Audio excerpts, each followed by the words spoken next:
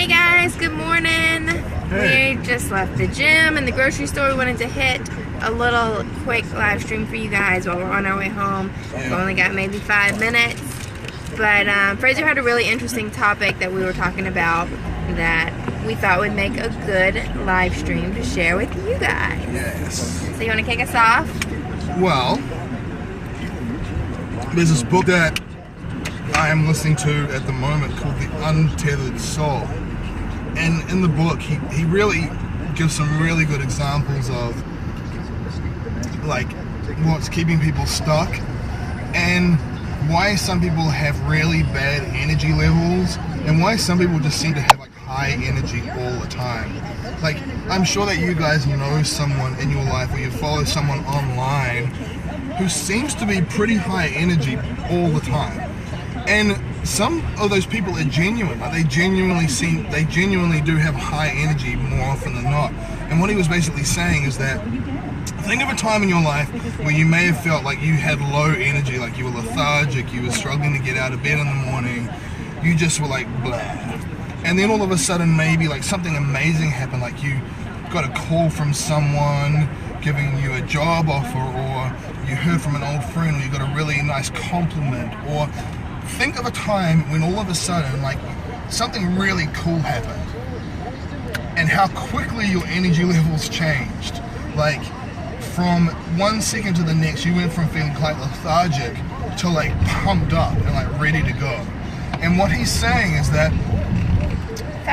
what he's saying is that like obviously your diet and your lifestyle matter, but what he's saying is that in that moment your diet didn't change, your sleeping pattern didn't change, your workout routine did not change. Nothing outside of you changed, but you had a massive surge in energy levels.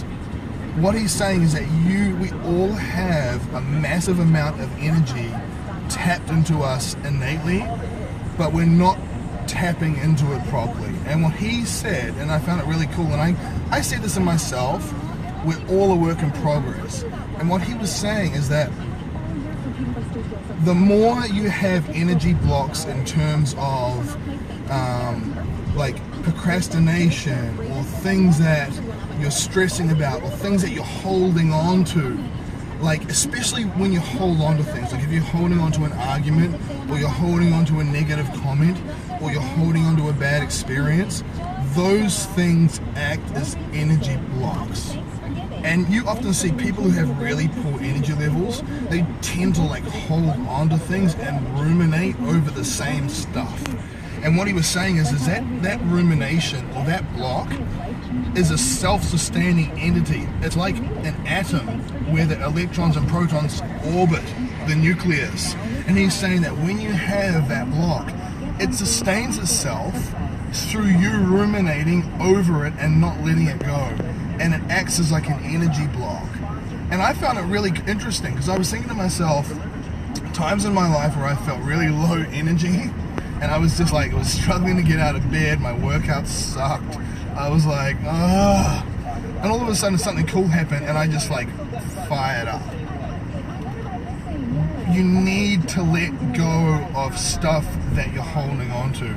If you want to have better energy, I'm going to pull into here quickly so we can just finish this, otherwise... Yeah, we're hitting the point that the connection drops off. Otherwise, so pulling into our neighborhood. Otherwise what he's saying is that you don't let go of things that you're ruminating over. It's going to act as an energy block.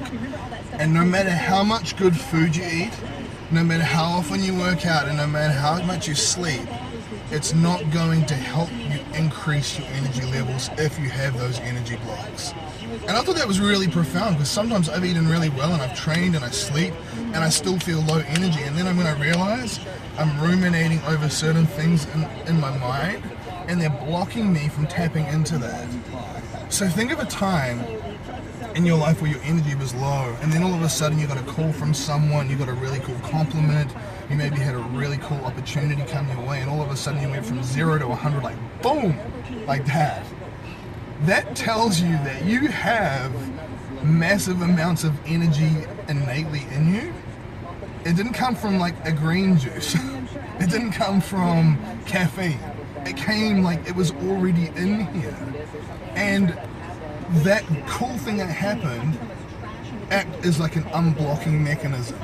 All of a sudden, all those things you were thinking of and ruminating over, you let them go.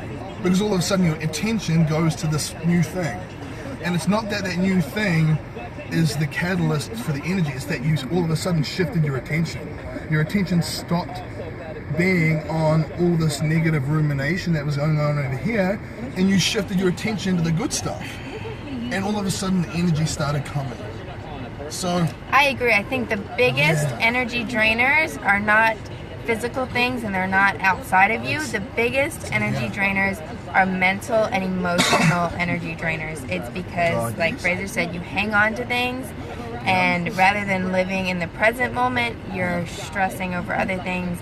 And that, it's amazing how much that can literally just drain you of your life force, of your energy. And you know this because you feel it. If you have a bad day and you haven't even started the day yet, you haven't even done anything, and you feel miserable and you feel like you have no energy, and it's because something is mentally, the brain takes up a ton of energy from you.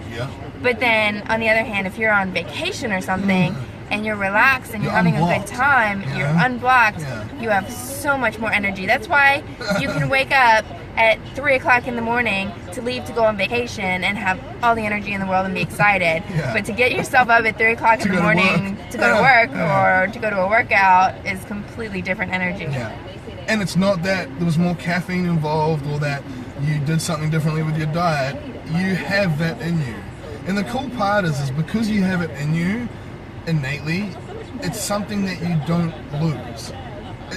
It's already there, and it's on to us on how we tap into that, right? So like, what are you ruminating over today and what's blocking you?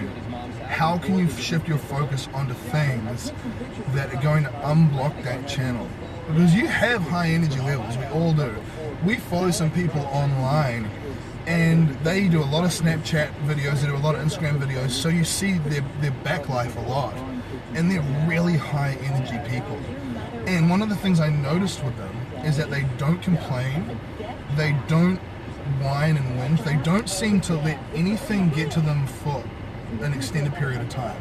They have inconveniences happen to them, but they see it for what it is and they move beyond it quickly. And I think because of that, they never really get blocked up and the energy gets suppressed. And I will point out one thing too that I notice about those people is that a lot of them have too much going on. They have so many things going on in their life compared, you know, like sometimes we feel like, oh my gosh, I have so much stuff going on, I just can't handle it.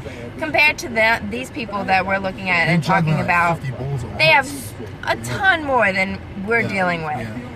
But their energy level is completely different, and I think having so much to focus on keeps you from being held back and having those blocks in the past, because you've got too much to do. You've got too much that your focus needs right now. You don't have time for the other stuff. So sometimes adding things helps you to get that momentum. That's such a good point. You know, think of a time where you've been through like a hard breakup or something, and all you focus on is that person, that one thing, and everything else in your life turns to shit, because all you're focusing on is like this one black hole of energy. You don't have any attention on anything else, and then you're wondering why your energy levels are so bad, why you don't want to work out, why you don't want to eat well, why you don't want to get yourself up in the morning and push yourself, because you've chosen to allocate and channel all your energy into one thing. And that one thing is the very thing that's also blocking you. Like Lauren was saying, sometimes taking on more challenges and doing more things, it actually acts like an anti-stressor. So like, you might think, well, I'm doing so much, I'm so stressed. Sometimes it works the opposite. Sometimes when you take on more things, you have less time to dwell and ruminate on the things that go wrong, because you have so many opportunities that you're juggling, that if one thing goes wrong, you've got another 10 things that go right. That's it, guys. That's it. That was a little sort of the morning for you guys. Message for the day. Now we've got to get home. So thank you guys for watching and hanging out with us this morning. Awesome comments. I've been reading them as Fraser was talking, so we'll respond to some of them after. But you guys have an awesome day, and we will see you again soon.